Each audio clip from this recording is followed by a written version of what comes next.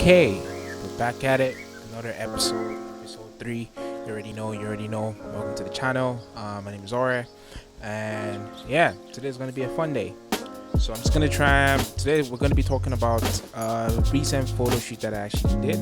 It's gonna be purely just photo deconstruction. So the image, as you can see, I'm going to be talking about how I shot it, what light setup I used, why I used those lights, and how I actually achieved the result I wanted. So I called this setup like a bounced flat, or like using a V flat to bounce light. So to start with, it is a full light setup, to be honest, and I shot it on a gray background. And as you can see, I'm gonna have a 3D visual to actually show what the setup looked like. But I used a full light setup, and I was using two lights to bounce a fill light onto a V flat, like to bounce the light onto a V flat to fill up the shadows of the model.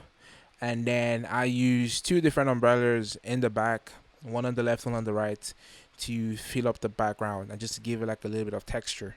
So actually during the photo shoot, what I decided to do as time went by was I used one with a softbox with a grid as a side light just to kind of give like a cinematic feel onto the subject, and I used one just to give like a little bit of background feel. So in order to make sure the background wasn't like purely just gray or dark in general. So I moving forward, I'm probably gonna do like a behind the scenes kind of like an edit just to show you how it was actually edited and just give like a little bit of insight. But yeah, it was a full light setup. I had two different lights, one on the left, one on the right, going onto V flat, and it was purely just a bare bulb. There was no grid, there was nothing onto it. Pretty much what that does is just like same idea with light. And I believe the saying is from one of my favorite photographer out there, Lindsay Adler, which is think of light like a bucket of water. The closer it is towards the subject, the harder it is. But the farther it is towards the subject, the more it spreads. So the same idea applies towards this. Because of the V flat is so wide, the closer it is to the V flat, the less it spreads. But the farther it is away from the V flat, the more it spreads out. Like pretty much like this setup, I could have done it with a one light setup, to be honest. I could have used a two light. I could have used one purely in front of the model or towards the right side, like a feather, just a little bit, and then just a couple 2-3 feet away from the V flat, have it probably around mid power, and then let it flash towards the V flat, and then it fills up the subject, and then I can have one light on the back of the model to just create like a background light. So pretty much just that.